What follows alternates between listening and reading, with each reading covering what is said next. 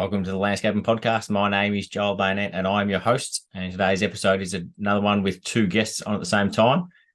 I've got Emm Rice from Emm Rice Gardens and Jodie O'Toole from Bay Design Gardens. And this episode is the perfect mix of what I'm looking for when I'm listening to a podcast of education and entertainment. So Jodie and Emm are both some fun people to hang around and talk to, but they're also experienced in the field, so they know their stuff. So they share some of that knowledge. And the reason that they are on together is because Emm is starting a design workshop where she's going to be teaching people how to do designs for themselves. And Jodie's going to be helping out with that, with planting pallets and other ideas about the plants. So Emm is currently doing garden designs and Jodie is a plant sourcer. So I've got some plants off her for a couple of projects. So they make a good team together. One of the great points they make in this chat is talking about how people aren't valuing what the service that they provide enough, so they aren't charging enough for designs, or if they're getting plants off Jodie, they're not putting enough of a markup on the plants. So they talk about why you should be doing that and realizing the value that you are actually providing to clients. And we also talk about how sometimes that can be a challenge if you love what you do as much as they both do. So that is one of the things that can stop people doing it. So there's plenty of good tips in this chat and some advice to take along the way. And there's also some laughs that I certainly had while doing it. So hopefully you enjoy this chat with Emm Rice and Jodie O'Toole. Jodie and Emm, thank you very much for joining us on the Landscaping Podcast. It's the second time I've done two people at the same time, and the first one went really well. So hopefully this one is as good as that one. I did that right, Joel. That really not so. I tried two guys the first time, so now two females. So That sounds even worse. I'll start with you, Jodie. How did you start in the industry? Gosh, I started off with indoor plants. So I was an indoor plant technician for probably 2 or 3 years. Then, decided to branch out and learn about landscape design and soils. And so, it was a few years ago, but that was what sort of got me into it. I was a visual merchandiser first for Myer, and then, got into horticulture and haven't left. So you're doing the visual merchandiser and then you went into the indoor plants, was it? Yeah. Yep. And was that sort of something you saw while you're at Myer? Because that kind of can be related with, because you see some plants inside the shopping centres and that sort of thing. Yeah, no, it wasn't. It was just more of a looking at. There was just a job that popped up and it took my interest, but then I realised it was almost like a styling sort of role, working with indoor plants. So and it was great. I got to move around a fair bit and had a design element to it.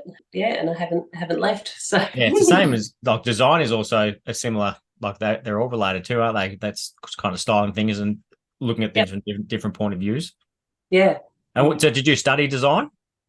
I did landscape design and did horticulture as well. Well, it was part of the courses. And then did sustainable design later on. So yeah. And what about the soils? You mentioned. Was that part of that course as well? That was part of the course, and still pretty passionate about soils. It's where it all starts. So you get that right, and whatever you put in it and work with it, that's where all the value is. So what do you think some people are doing wrong with the soil, or what's something you can do, like an easy win to improve it?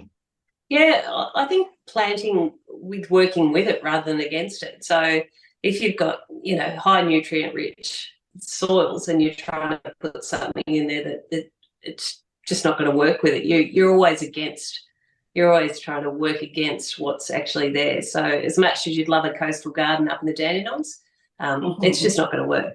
So you'd rather just have a garden do its thing, and it's just not something that I sort of propose or want people to do. So, yeah. The business you've got now is a plant broking, is it? That's my business, yeah. Yeah. So how did that come about? I was working with a tree company, and a lot of the landscapers are time poor, and they're usually on the tools all day. So they put it forward to me can I just source the rest of the list? And from there, it just grew. And then so each company that I was sort of working with, it became a part of what I did and what I love to do. So, and it helped them out. It coordinated their whole delivery, so they got everything all in one. And then during COVID, I decided to leap out on my own and haven't looked back since. So, yeah, it's a bit of a niche market, but the clients that I've got, I think they're happy with the dedication that I put into it to finding, some of the weird and wonderfuls, which other companies may not. Yeah, that was my first interaction with you, was get a plant list. And there were some of them, I'd never heard of half the plants I sent you. But yeah, you came back with all of them and substituted for the couple that you couldn't. I'd had another plant company try and provide them, but some of them have got their own list of growers and they won't use anywhere else. But you just try and find the plant regardless. Yeah, it's a challenge, and I love it. So, and it's a passion that I pass on to my clients. So you might pay a little bit more for it, but at least it's on your site, and then that way your customer gets what's proposed for the garden, so they get the look that they need. And it's a point of difference with some of the gardens, and high-end gardens want that point of difference, so they're happy with paying the price that it takes me to drive. Some of them come from Tasmania, some of them come from Queensland, some of them just come from backyard gardeners that I've got really good connection with as well, that grow weird and wonderful things. So, yeah. And you're still doing designs? Not as much, no. It's no money in it. It takes too much.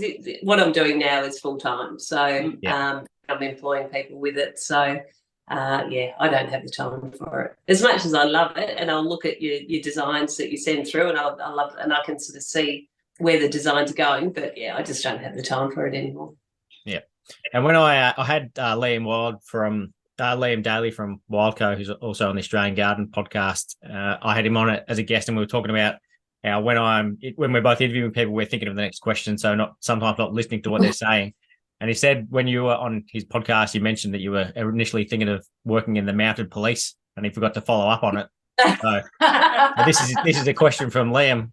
But what was it about being in the mounted police you were looking to do? Cruising around on horses all day. That's perfect sort of job. So, but no, I never went into it. I don't think I could take on a crowd of angry men and women. So isn't that what you're doing now anyway? We'll try it, yeah. But no, maybe just do the horse riding later on in life, but not with a baton. And Em, how did you start in the industry? I think the seeds were planted, pardon the pun, when I was really young. Dad's an architect and Mum's an artist, and they're really creative. And Dad designed and built this funky 70s house. We grew up in Canberra. And Mum made these amazing garden rooms around the house, and we had a really abundant kitchen garden, and we had this kind of funky bamboo courtyard which was filled with mozzies. And then at the back there's this big hardwood timber deck and chunky pergola, and it was dripping with, is it Vitis or Vitis? Vitis vinifera, the ornamental grape. And the little insignificant flower, have you ever noticed the perfume? It's so evocative. It's really soft and sweet, and whenever I smell it, it takes me straight back to those happy childhood days. And I remember watching as summer turned into autumn, and that sun would hit these scarlet leaves on this Vitis vinifera, and watching how it just looked like this vine was on fire. And So I think I started noticing seasonal change and really enjoying that. And because Mum and Dad were kind of slightly hippie and a bit eccentric and wacky, and I know, and Mum had a whole lot of her sculpture and art in the garden. I was probably a bit embarrassed about it as a kid, but now I think, wow, that's amazing. And at one stage, they used to throw lots of parties. I think they grew a bit of wacky weed as well, but whatever. And we had these store dummies, like these naked store dummies that were in our garden, and there was one to represent each family member. So that's a bit macabre in itself, but they were there for a couple of years, and people would pose them or dress them or put lipstick. I know it's sounding really weird. And I remember once coming home and they were planted head first in the garden, but people delighted in these spaces. And as a kid, gardens represented fun and a bit of eccentricity and surprise and delight. And I think that's how gardens should be now. They should kind of almost draw out a bit of childishness in people. So that's, I was an air hostess, and I had 15 years with different airlines, and I was on maternity leave with Ansett when the airline collapsed, and I was either going to go back and finish my nutrition degree, and I just happened to go to this lecture. It was Rod McMillan and Michelle Adler at Burnley, and I just remember their infectiousness and their beautiful aura, and I thought, wow, I found my thing. It was like being hit with lightning. It was amazing, and I haven't looked back either. That's it. It's a good industry. Yeah, it's wonderful. It's Yeah, wonderful. I love what you said about the gardens being like something that you should actually enjoy and get some enjoyment out of. Because a lot of times they're not so much people who get a design, but it's people who they're just filling in a space. Like they'll build a house and they put in a border of plants around the outside and grass, and it's just sterile. But having someone design it and actually bring out those eccentricities is an awesome thing to have in a garden. Yeah, and I think something that Jodie said before, which was really important, is getting clients to understand the ecology and the microclimates and work with what you have and not fight against. I think the stage where we used to go into a garden and obliterate the site and then just completely control it, that's changed. The way that we garden is really changing. So helping people to understand that, to work with the existing architecture and ecology. But it's also so many people are trying to, say, bring the European garden back to Australia. Yeah. And why not embrace what we've got here? Like, we've got 4 seasons, we've got, in Melbourne we can have absolutely anything, but weather-wise, and trying to work with a, say, European garden, looking through, not saying that there's anything wrong with those, but we've got a unique climate here, so work with it. Yeah, and there's so many different plants you can choose which are really suitable for the like even purely just natives, but there's so many different types you can choose that look just as European as some of the European ones do. Yeah, exactly. So did you study at Burnley, Em? I did. Yeah, I did. It took me bloody years because I kept having children. I didn't mean to. I'm not sure how that happened. They just kept coming. I think it took me about 7 years to finish. And I actually graduated, the cloak, I graduated with baby vomit running down my back. So that's just how life really. Yeah. And where did you go to then? Did you start working for yourself or did you go and work for someone else? Oh, well, I started with a house cleaning lawn mowing run with my best friend Jen, and we used to pack the car with the world's heaviest lawnmower and then buckets of cleaning gear and enough food and toys to entertain the 2 toddlers that we also had to take. And we made no money, but gee, we had fun. So I started there, and then I had a stint at a nursery in Essendon. I think that the Tavaniti family that now own, what's the one on Bay? What's the Bay Road? Bay Road Nursery. Yeah, I think they own that one now. And then I had a lovely time with Eugene Gilligan, who, if you don't know who he's just got the most beautiful design aesthetic, and he was very kind and generous with his time and let me have my head a bit and get a bit experimental. So I learnt a lot, and then I had another baby, so I had to leave.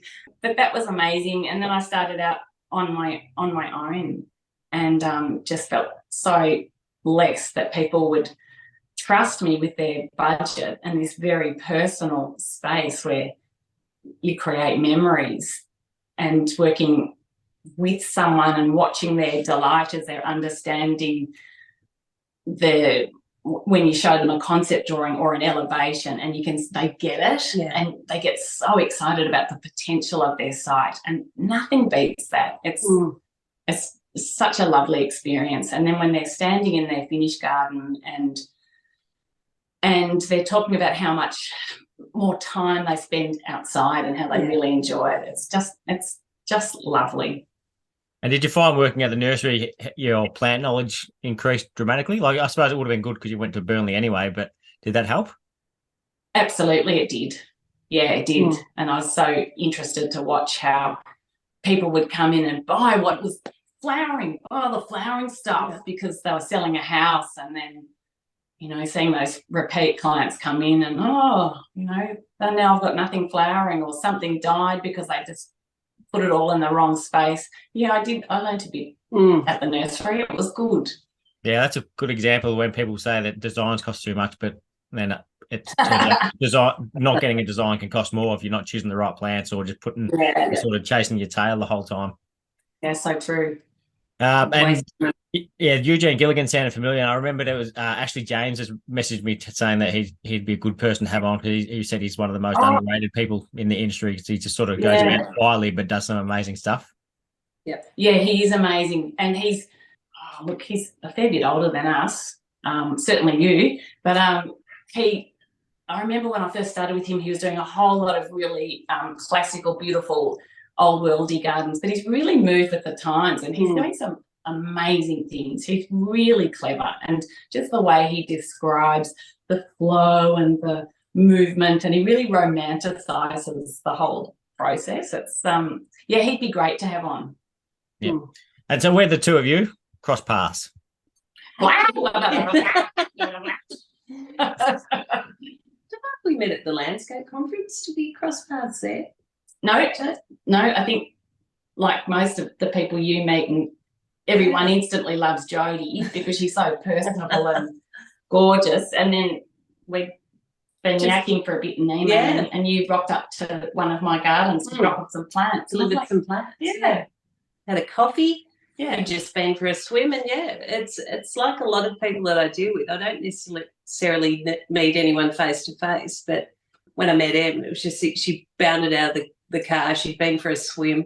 The dog jumps out. She hands me a coffee. We unload the truck and then just stand there talking. The poor landscaper's like, where are we putting the plants? And I'm like, in a minute. Don't worry, they were my sons. Doesn't matter. So it's I deal with a lot of people over the phone or by email, but I've known some people like Emm, I've only probably known a couple of years, but there's people that I've known for probably 10, 15 years, and I've met twice. So we can have some great conversations via email and via phone. So it's good. Yeah, speaking of that swimming, do you do that daily? Emm, is that like an iceberg kind of? No. Oh, look, I think during COVID I did, just for mental health, and also I believe very much in, this might be something about magic mushrooms and what my parents were growing, but I really believe in connecting with the earth, and that humans need nature. And I think I just found COVID so difficult. So I started going down to the beach. I live 5 minutes from the beach, and I moved here for my children and they all hate it. But I started going to the beach and just taking off my shoes and connecting with nature, and then kind of throwing myself into the water and screaming under the water just through desperation and frustration of being a single person on my own in a house with teenagers and fighting kids. It's getting a bit personal. But I started then, and then I was learning more and more about cold water therapy, and it became in fact, we've got a present for you. I'm glad you brought it up, Joel. We've got a present because there was a group of women who started swimming during COVID, and they called themselves the Jellyfish. And they do what they call teabagging, but then I realised that teabagging actually means something else. So they kind of bob, but so it's not oops. And then I started really swimming, and I thought, and I was hanging out with these women who are a bit wilder than the Jellyfish, so we formed a breakaway group, And we're called the Salty Flags. So I designed a swim cap, and we're going to send it to you. But we're going to make you an honorary member of the Salty Flags. I hope it's extra large. Extra large. I'll go straight. They fit anyone. Oh, cool. But I think you fit the criteria. You're flaggy enough, Joel. Oh, thank you. That's not very nice. Yeah, well, what you're saying about the getting out into nature, there's a lot of things where hippies and conspiracy theorists have been saying things, and everyone thinks, oh, that's just crazy. But then as life goes on, it becomes less crazy, and it actually becomes people, and then other people start promoting that kind of way of life. And then just because they've got some sort of more respected background, people start believing them. And then it turns out that the hippies and the conspiracy theorists are right from the start. Well, Joel, I couldn't give a shit what anyone thinks. Yeah. It's good when you get to the age, like, because I'm there as well. I don't care about other people's opinions as well, but it's good to see other people appreciate getting outside and being in nature, and how much that makes a difference to your happiness. And you talk to someone who works in an office all the time, they just love getting outside, and people who work outside sometimes take it for granted. Yep. Well, they actually say, and you might know this because you work with indoor plants, that even having one indoor plant in an office environment improves productivity by 15%. Yeah. Yeah. I won't tell you where I got the stats from, but even just the health as well, like, because it helps clean the air. There's so many benefits to it. Yep. Yeah. I just listened to a podcast.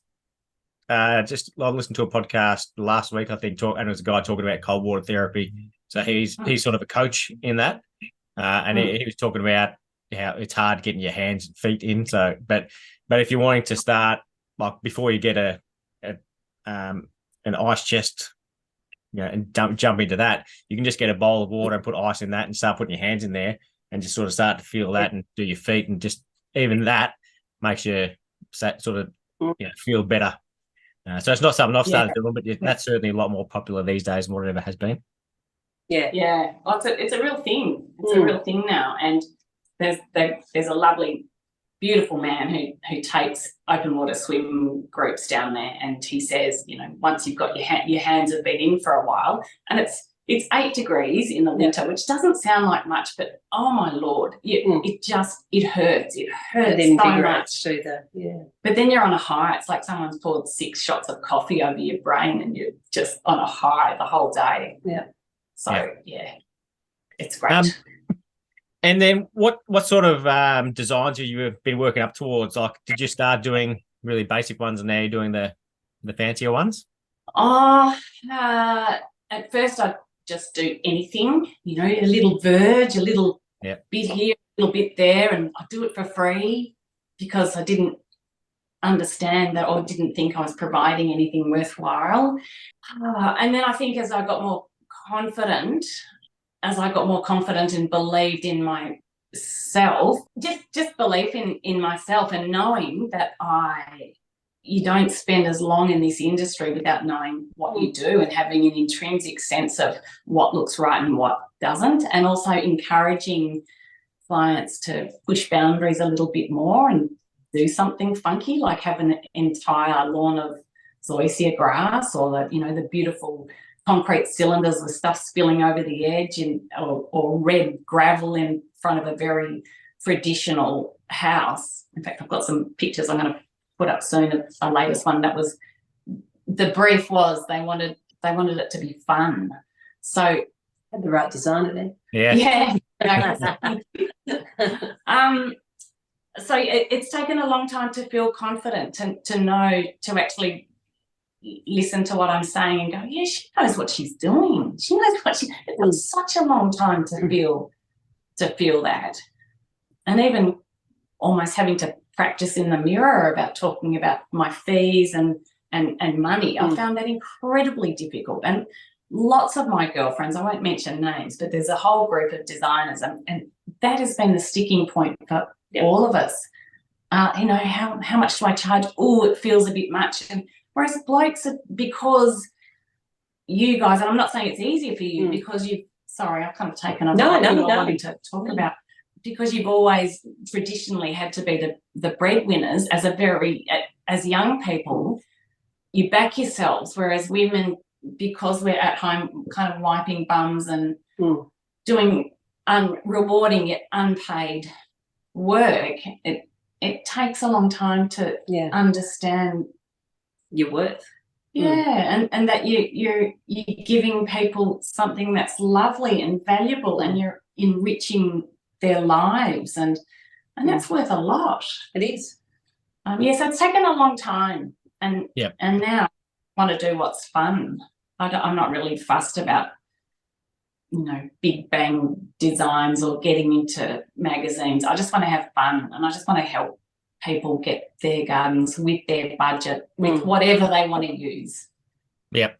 And before we started recording, you're talking about how there'd be women who are working part-time in design, so they don't think they should be charging as much as other people.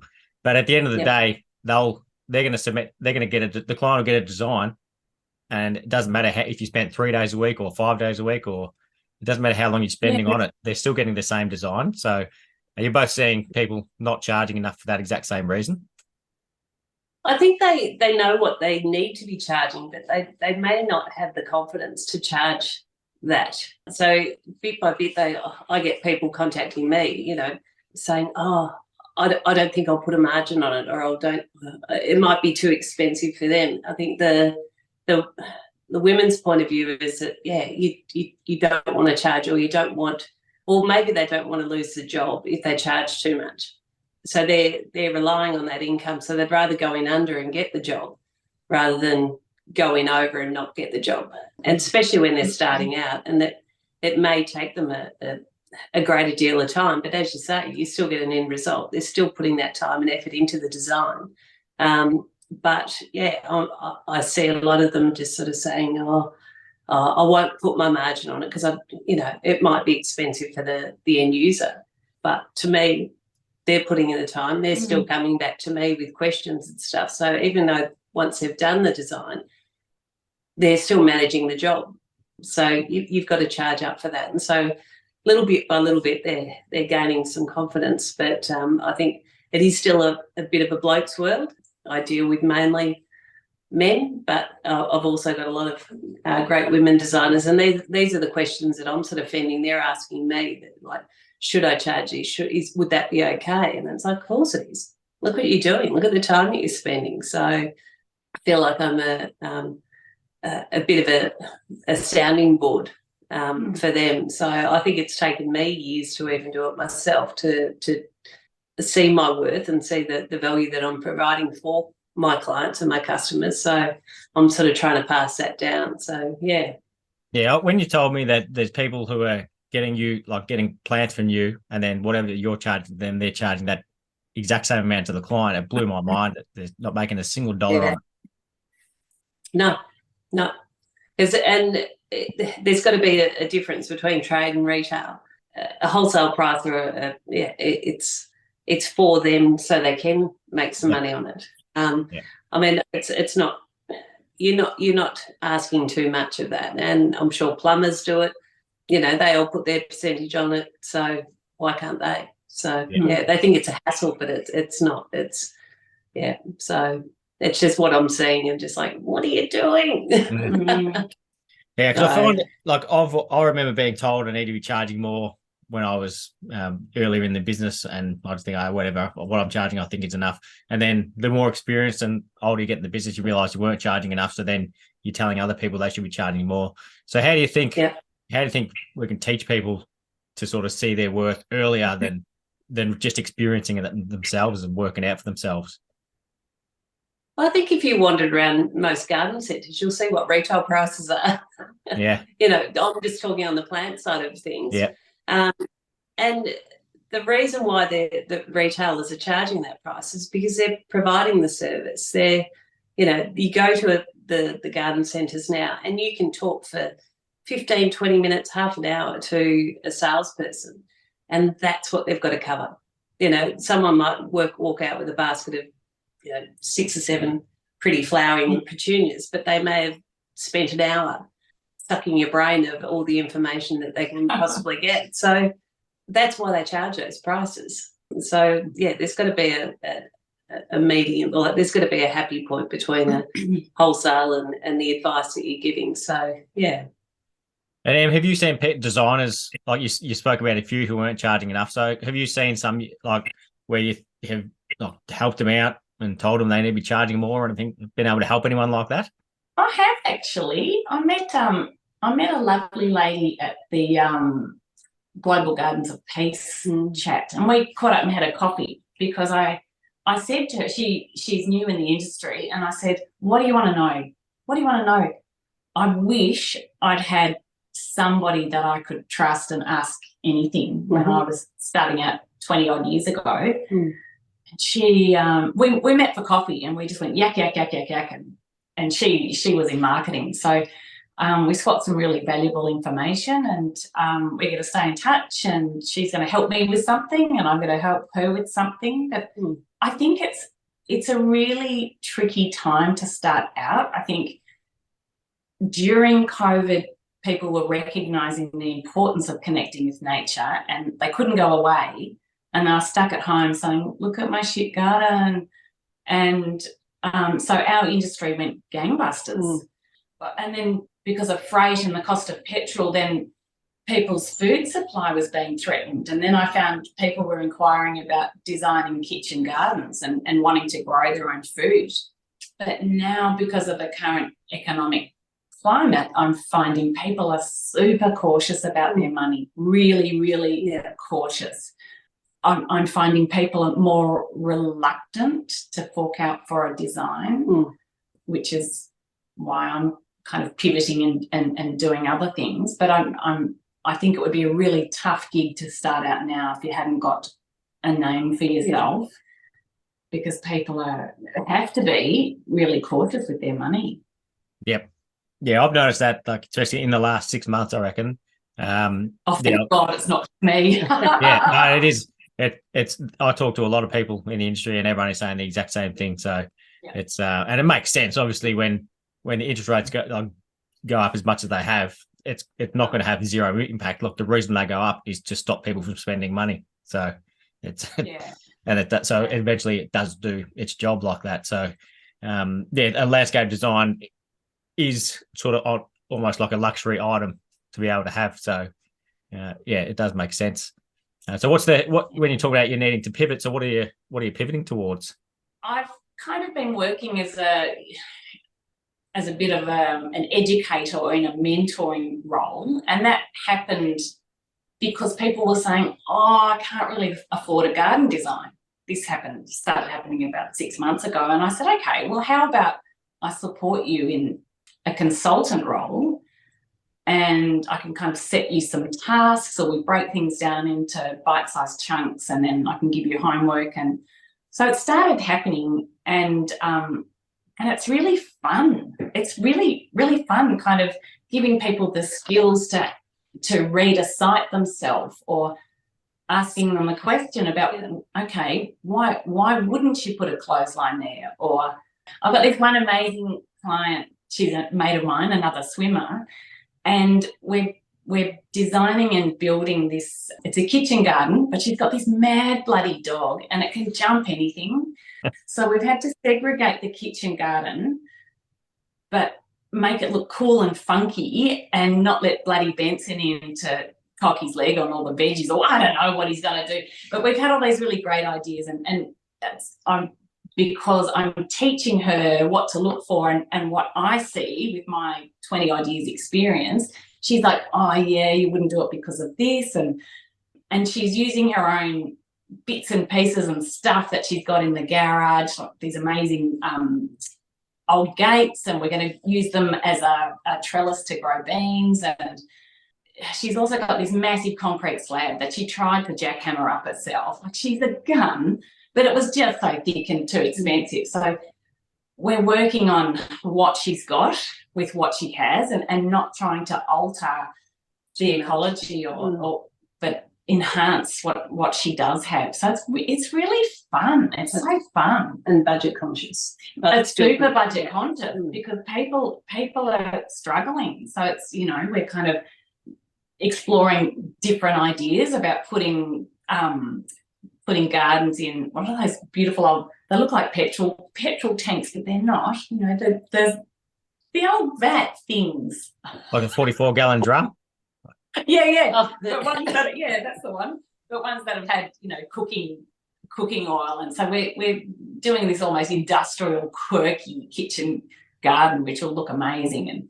And she gets really excited, and I ring her up, or sometimes we'll do a Zoom, and we'll check some things off. And it's, I hadn't realised, but a lot of design stuff with gardens, you work from the outside in. So I hadn't, you know, you start, if the fences are crappy, you replace the fences, and then you plant them, and then you put the screens up, and then so she's kind of been working from the outside in and doing it all herself, and it's just such a joy to watch. It's really lovely. How would you charge out that time? Is it just an hour? That's what I was thinking as well. Hourly rate, yeah. Well, I just did a garden consult with her. So I was there for an hour and a half. We had a glass of wine, and so I charged $350 for that. And then I wrote down a whole lot of homework, and then we've just been doing an hourly rate for Zoom meetings, and I'm going over to have a look, and I'm not charging because I'm excited, and because I'm a woman and I find it hard, so I'm going over just to have a look at how she's going. Hopefully. Yeah, okay. Come on. I know. I need to lean into that a bit more.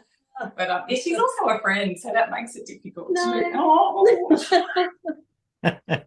Hey. You can see where I'm going, Joel. Yeah. Yes. It's just like, what are you doing? Yeah. All this amazing value up there that nothing against her.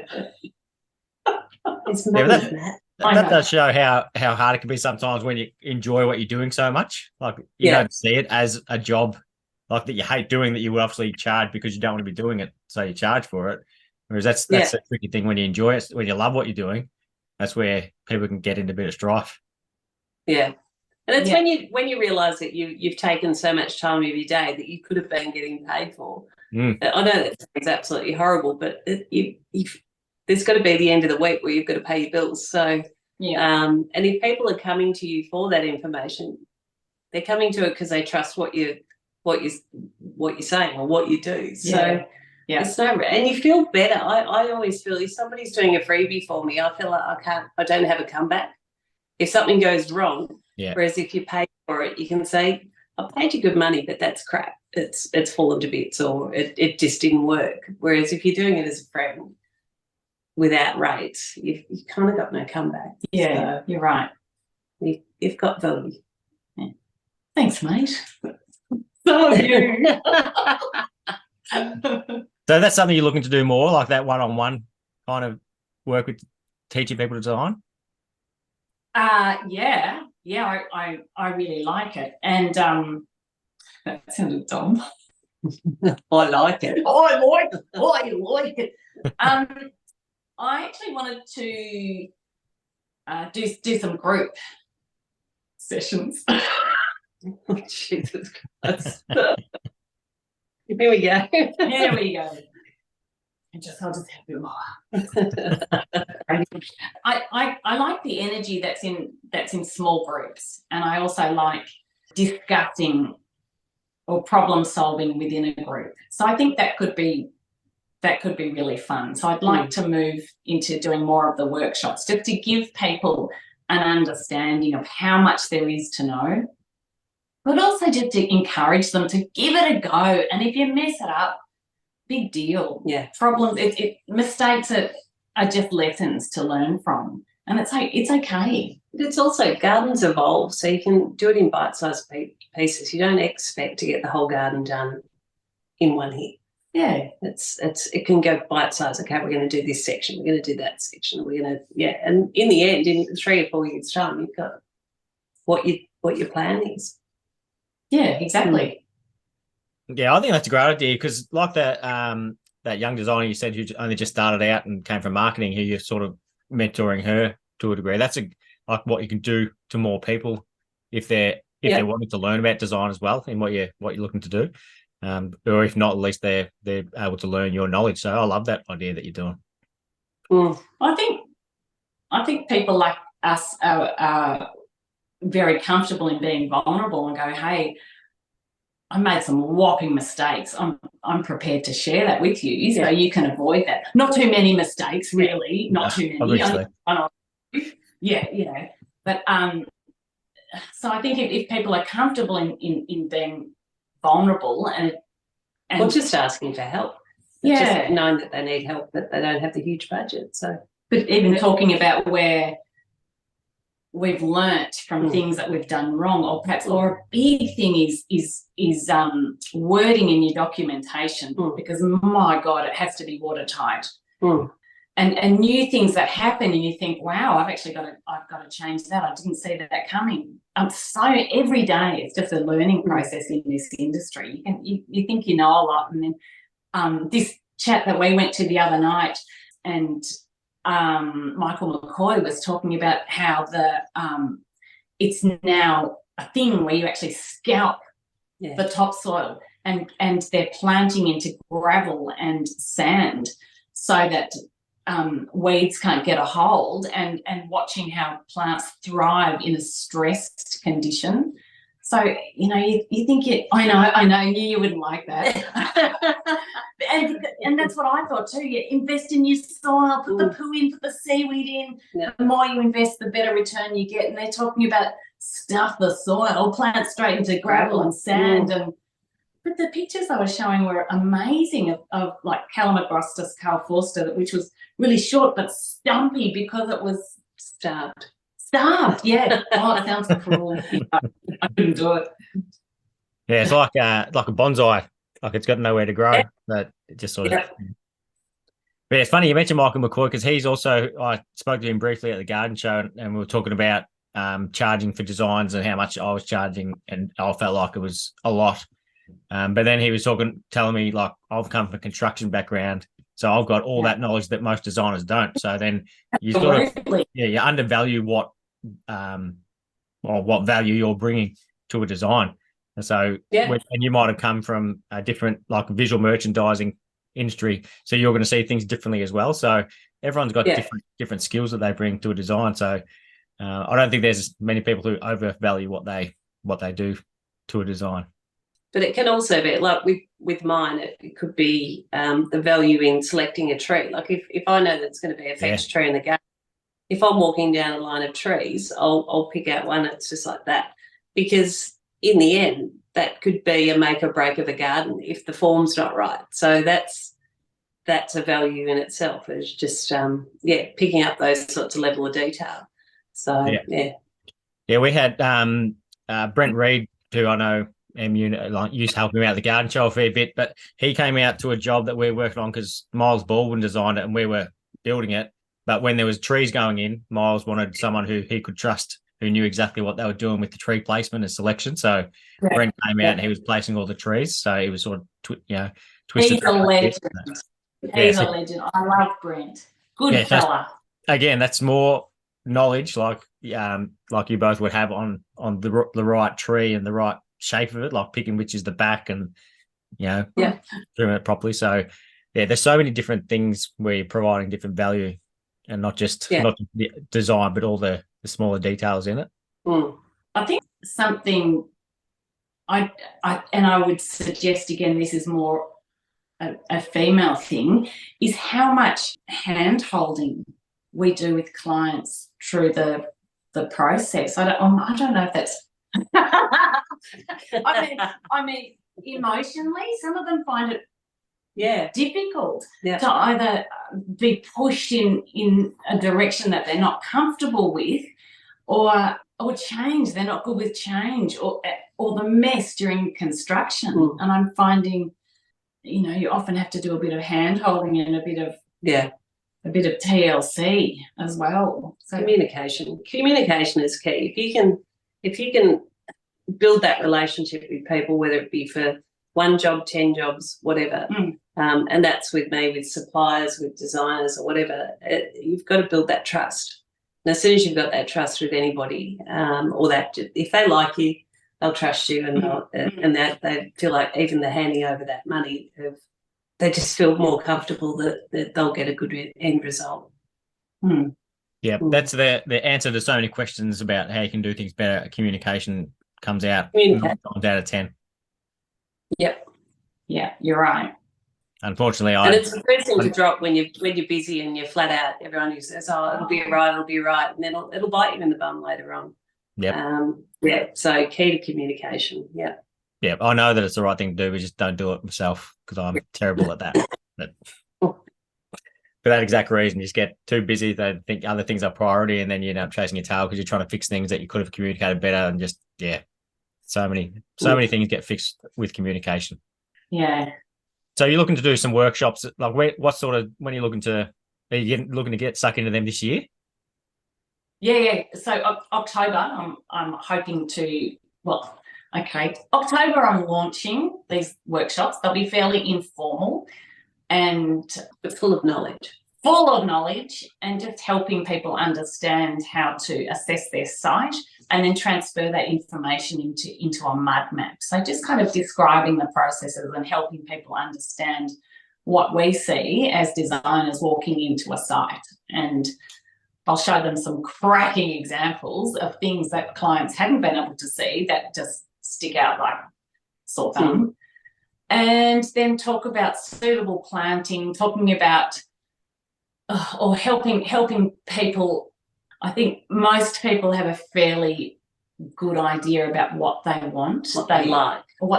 They understand how the flow of the garden needs to move for their family.